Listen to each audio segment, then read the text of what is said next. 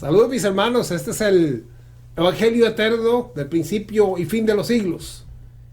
Es el principio y fin de los siglos, porque aquí conocemos cómo fuimos conocidos, porque aquí entendemos que no venimos a existir a esta tierra, nuestro espíritu viene de Dios, que lo dio. Y hay una historia antes de Adán, antes de Eva, antes de la serpiente y los arbolitos, hay una historia que sucedió en el cielo y usted y yo debemos de conocerla.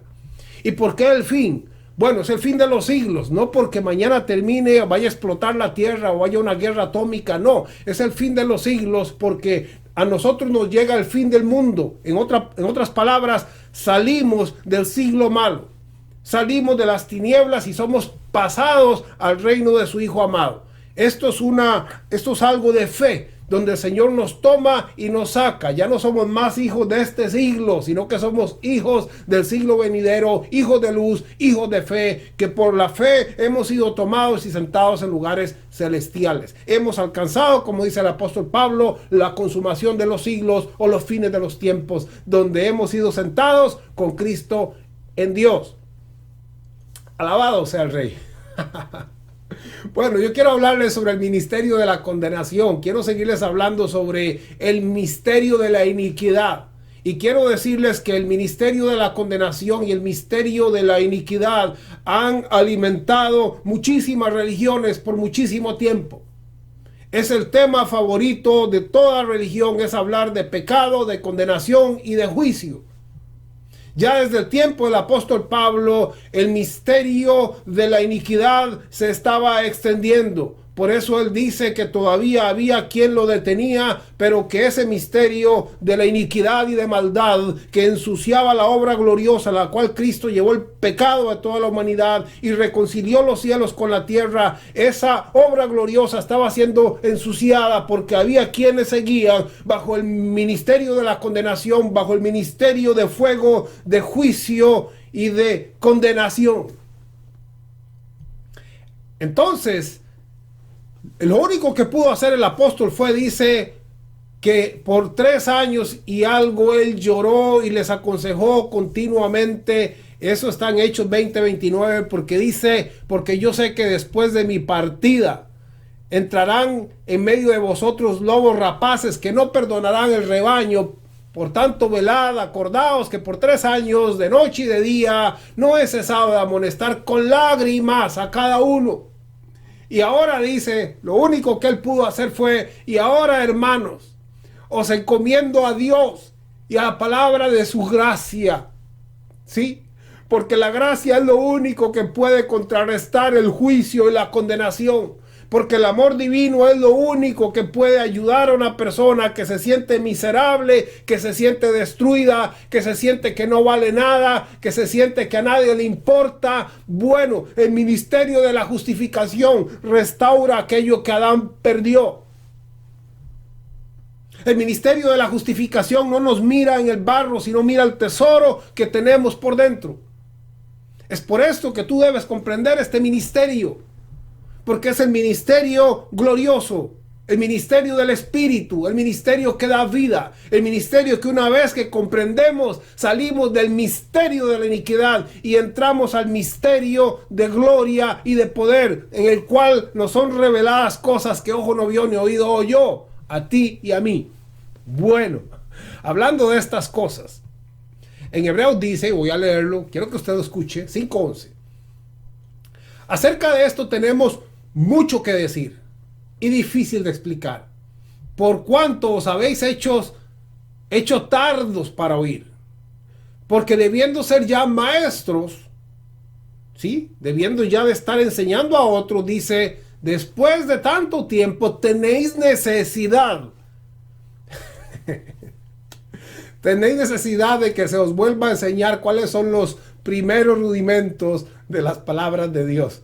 Sí, me estoy recordando cuando nosotros vamos a la escuela, ¿verdad? A mí me tocó que cuando yo fui a primer año de la escuela, me pasaron a segundo, porque mi mamá ya me había enseñado a multiplicar y a escribir y a todo eso. Pero se ha habido el caso que va un niño y entra a tercero, por ejemplo, y la maestra lo devuelve a segundo, porque dice, usted todavía no sabe leer, no sabe escribir, y lo devuelve a segundo o lo devuelve a primero para que comience a saber leer y escribir. Bueno, el apóstol Pablo, el escritor a los hebreos, Apolos, Pablo, quien fuese un hombre de gran revelación, que fluía la revelación divina como pocos, este hombre nos dice entonces que algunos tenían la necesidad de que se les volviera a enseñar los principios básicos, los primeros rudimentos, las primeras letras, los inicios de lo que es el cristianismo, de modo que pudieran entonces, después de ahí, comenzar a soltar aquello que era del principio para poder crecer y llegar más allá. Bueno, sigo leyendo. Porque debiendo ser ya maestros, después de tanto tiempo tenéis necesidad de que se os vuelva a enseñar cuáles son los primeros rudimentos de las palabras de Dios. Y habéis llegado a ser tales que tenéis necesidad de leche y no de alimento sólido. Hoy yo quiero hablarles de alimento sólido, ¿sí? Así es que, si usted tiene necesidad de leche, mejor pare ahí el video y se va a tomar una lechecita. Porque necesitamos hablar de alimento sólido, principalmente aquellos que ya después de tanto tiempo todavía no han, como sigue diciendo el pasaje, ejercitado los sentidos espirituales. ¿Cuándo ejercitamos los sentidos espirituales? Cuando nos retan, cuando escuchamos algo que no habíamos oído. Entonces nuestros sentidos espirituales comienzan a moverse, comienza nuestra mente espiritual a hacer cálculos y pensamientos y a buscar versos y a seleccionar y a encontrar. Y entonces ahí se ejercita todo nuestro ser espiritual.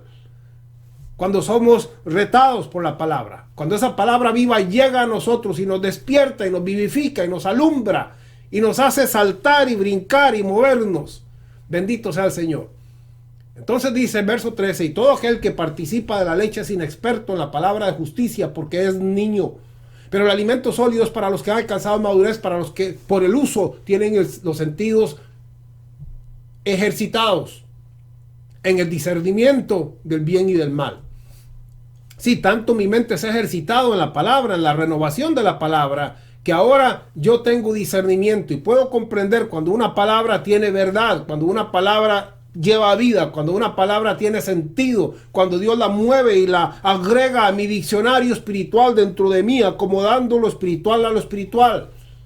Hebreos 6.1, por tanto, dice dejando ya los rudimentos. Cuando dice dejando mañana, dejando entre un mes, dejando cuando usted lo sienta. No, dice, por tanto, dejando ya los rudimentos de la doctrina de Cristo. O sea, los principios o las ideas de enseñanza iniciales de la doctrina de Cristo. Vamos adelante a la perfección. No echando otra vez el fundamento de arrepentimiento. O sea, ya no volvamos otra vez a cargar, porque dice, no echando otra vez el arrepentimiento de obras muertas. No, ya no nos tiremos el muerto a la espalda de nuevo. Las obras o los pecados que fueron sepultados, dejémoslos ahí. No los carguemos de nuevo, no echando otra vez el fundamento del arrepentimiento de las obras muertas. Déjelas ahí, de la fe en Dios. No, hoy tenemos la fe de Dios. Es la fe, Él es el autor y consumador de la fe. Es la fe de Jesús, es el espíritu de fe que habitó en Jesús. Ya no tenemos fe en Dios, tenemos la fe de Dios. De la doctrina de bautismos, ¿sí? No, que hay que bautizarse en el nombre del Padre, el Hijo y el Espíritu Santo. No, que hay que bautizarse en el nombre de Jesús. No, que hay que bautizarse en el nombre de Jehová o de Yahvé. No, que hay que bautizarse en el nombre en el nombre de Yahshua. ¿Verdad? No, que hay que bautizarse ahora Dios. Todos dicen doctrina de bautismo. No, eso fue un símbolo. Eso apuntaba al bautismo del Espíritu Santo, en el cual somos hechos partes, incorporados al cuerpo de Cristo. Y con el cuerpo de Cristo Dios nos mira a nosotros sepultados, crucificados y resucitados con Él. Y nuestro pecado sepultado para siempre. De modo que ya no tenemos que andar cargando las obras muertas. De la doctrina de bautismos, de la imposición de manos, ¿sí? Ya tenemos que dejar eso, amados. Dios vive en ti.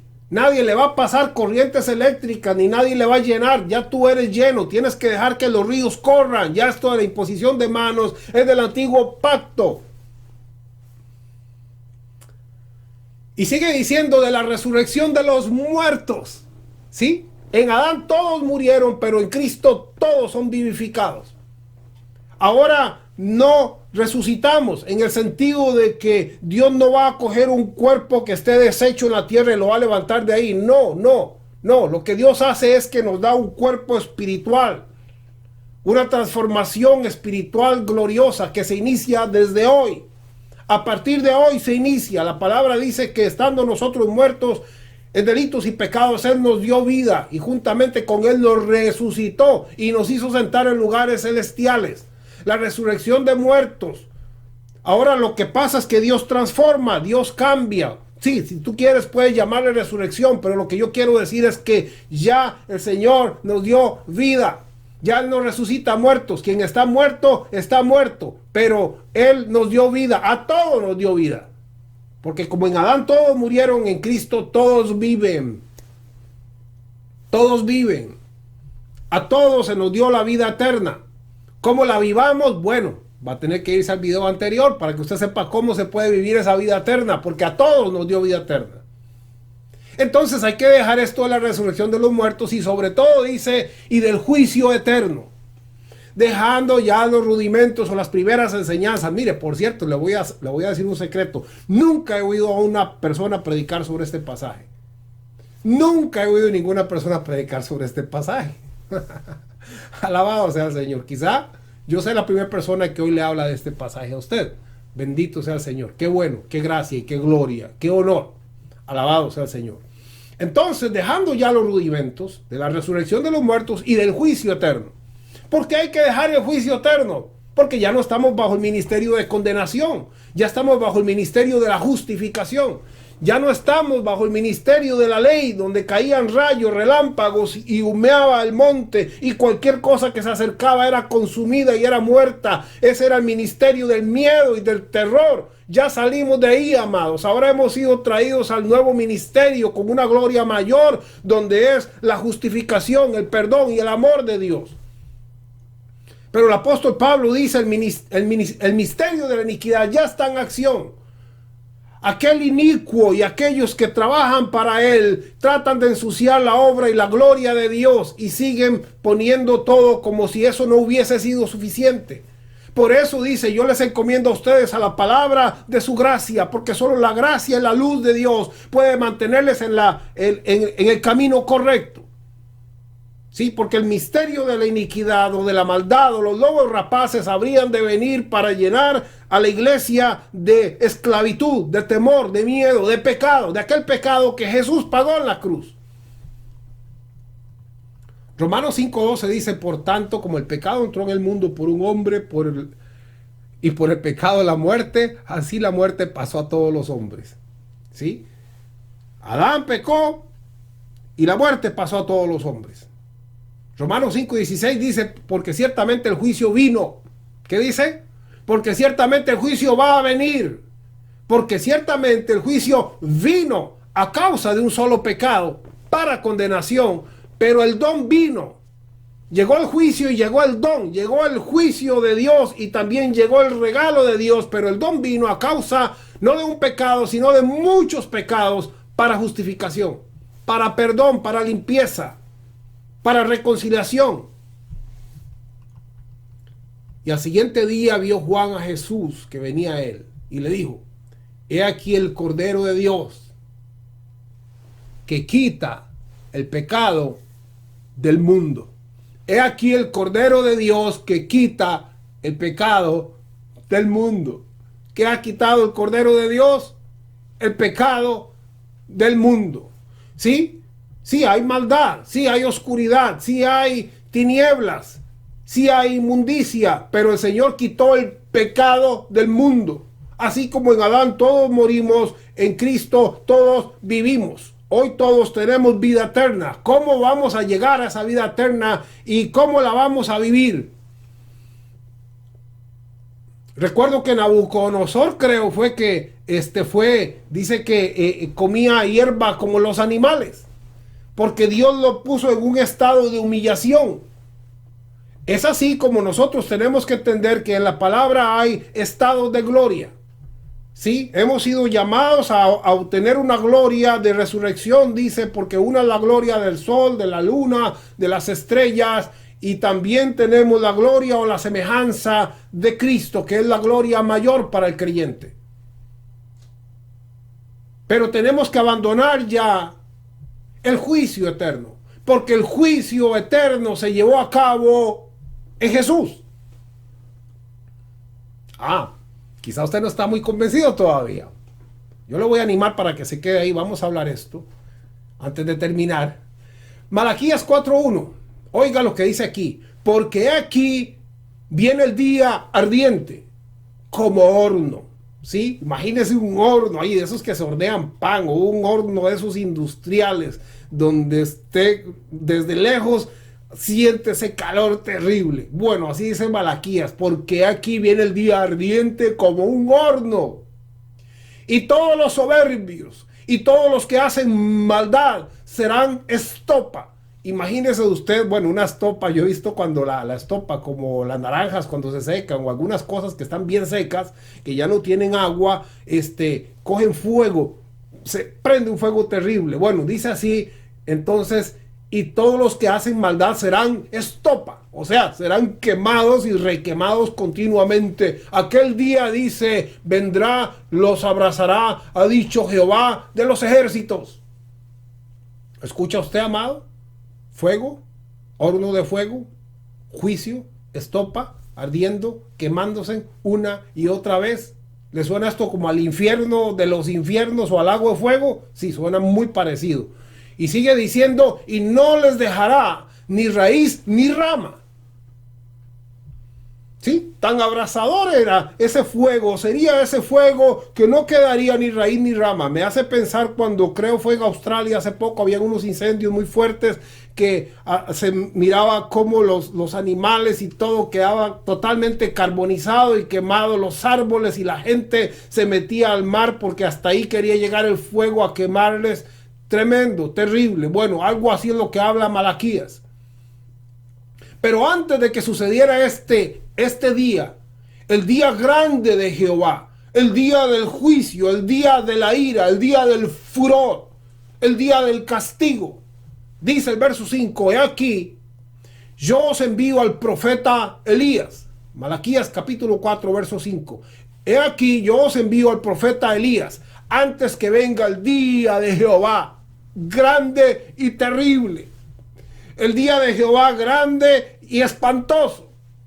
El día de Jehová grande y terrorífico. Porque era juicio lo que habría de venir. Porque era condenación. Porque lo que viene es entonces fuego. Que consume, que arde, que quema una y otra vez a aquellos que hacen maldad. Ese fuego vendrá y los abrazará y no les quedará ni raíz ni rama. O sea, ni los zapatos van a quedar ahí. Nada, todos van a ser consumidos. Pero antes de que pasara eso, dice, yo envío al profeta Elías, antes que venga el día de Jehová, grande y terrible. Verso 6 dice, al final, no sea que yo venga. Oiga, ¿por qué enviaba al profeta Elías? Dice, porque no sea que yo venga y hiera la tierra con maldición. O sea, él dice, yo voy a enviar al profeta Elías, porque si no envío al profeta Elías, entonces esta ira y este enojo y este juicio que tengo aquí reservado, lo voy a soltar sobre la tierra. Pero voy a enviar a Elías. No sea que yo venga y entonces haga lo que estoy hablando. No sea que yo venga y hiera la tierra con maldición. Mateo 17, verso 10 al 13 dice, entonces sus discípulos le preguntaron diciendo, ¿por qué pues dices los escribas que es necesario? ¿Por qué pues dicen los escribas que es necesario que Elías venga primero? Escuche. Respondiendo Jesús les dijo, a la verdad Elías, recuerda aquel Elías profetizado que el Señor dijo, voy a hacer todo este juicio, toda esta ira voy a soltar sobre la tierra, pero antes de que esto suceda voy a mandar a Elías, no sea que yo venga y entonces les consuma con mi ira. A la verdad Elías viene primero, respondió Jesús, y restaurará todas las cosas. Mas yo os digo, oiga, mas yo os digo que Elías ya vino, que Elías ya vino y no lo conocieron. Y no lo conocieron, sino que hicieron con él todo lo que quisieron. Sí, la palabra dice que ellos creían que se estaba refiriendo a Juan el Bautista, pero Juan el Bautista no vino a restaurar todas las cosas. No fue el Señor el que vino a restaurar todas las cosas. Fue el Señor el que vino a recibir el juicio del día grande de la ira de Jehová. Fue el Señor allá quien vino a restaurar y a perdonar y a reconciliar y a salvar y a traer el ministerio de justificación y sacar el ministerio de juicio, de condenación, el ministerio del miedo, del fuego, el ministerio del monte Sinaí, donde la gente se quemaba si se acercaba o se moría, los niños y las madres y los padres, todos temblando, tomados de la mano, temblando porque miraban ese furor de fuego, miraban los relámpagos y miraban el humo que subía del monte. Así fue como ellos recibieron, y a todo lo que se les decía, decían amén, amén, amén, porque temblaban y temblaban del miedo. Sí, ese no es el Dios que yo quiero hoy hablarte. Sí, yo quiero hablarte del Dios, del rostro de Dios más cercano, del Dios que no lo tomamos desde el antiguo ni desde arriba hablando, sino que vino y caminó sobre la tierra. A ese Dios que pudimos y hoy podemos sentir y vivir, porque la gracia y la verdad vino a través de él. Alabado sea el Señor. Colosenses 1, 19, 20 dice: por cuanto agradó al Padre que en él habitase la plenitud, y por medio de él reconciliar consigo mismo todas las cosas, así las que están en la tierra como las que están en los cielos, haciendo la paz mediante la sangre de la cruz.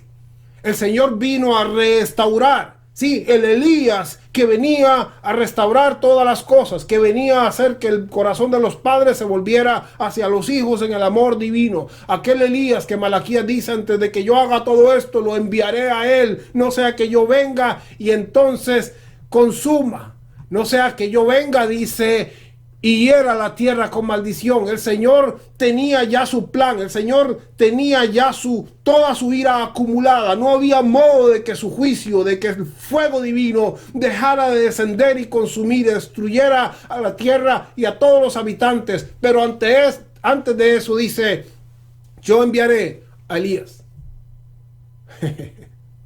Porque una vez que yo lo envíe, si yo no lo envío, no sea que yo hiera y castigue y juzgue y destruya mi creación. Él envió a Elías para restaurar, y Colosenses dice, y el mismo Jesús dice: Elías ya vino.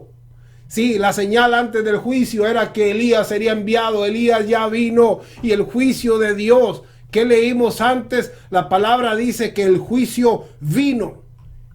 Romanos 5:16, porque ciertamente el juicio vino a causa de un solo pecado. El juicio vino, el juicio vino. ¿Sobre quién vino? He aquí el Cordero de Dios que quita el pecado del mundo. Juan 1:29. El juicio vino sobre un Cordero que recibió toda la maldición, todo el castigo, toda la vergüenza, toda la humillación que nosotros debíamos de recibir. Todo el pecado de la humanidad. Y vino para detener la ira de Dios. Y vino para restaurar todas las cosas. Y vino para reconciliar los cielos con la tierra.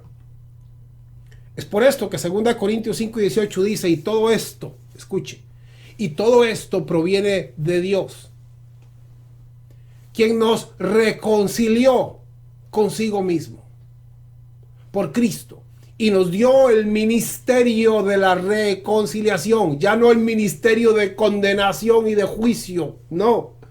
Ya no el ministerio de fuego, que no les dejaría ni raíz ni rama y que consumiría todas las cosas. No, el ministerio de la reconciliación.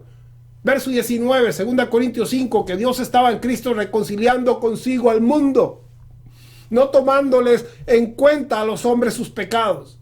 Y nos encargó a nosotros la palabra de la reconciliación. Nos encargó a nosotros decirle al mundo: el Señor pagó por su pecado. El Señor les ha dado vida. Porque en Adán todos morimos y en Cristo todos vivimos.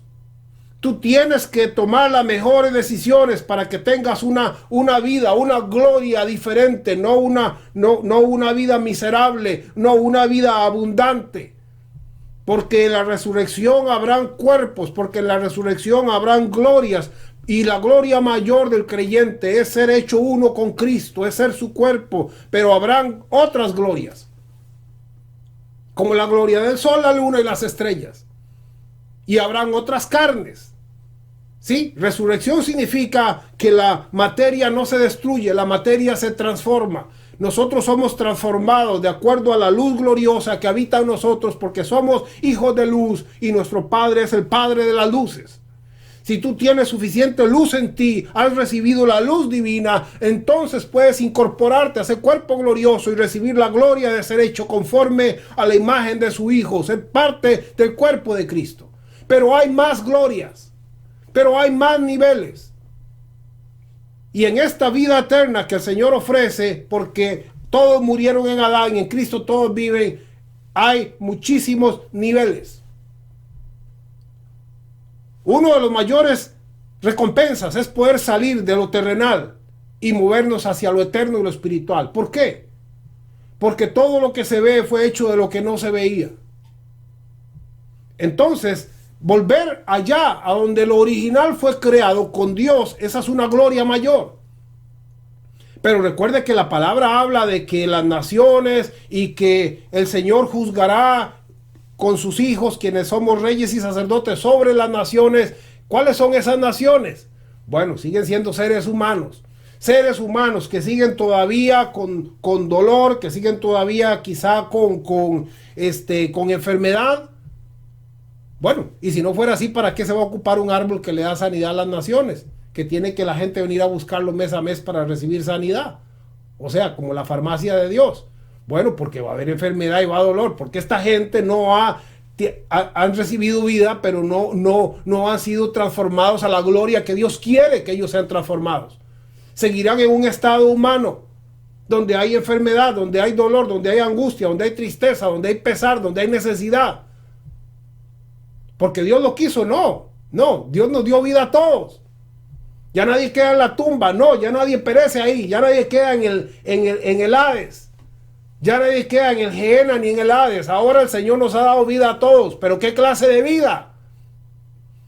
¿Quieres una vida continua de lo que tienes hoy? ¿O quieres una vida mejor?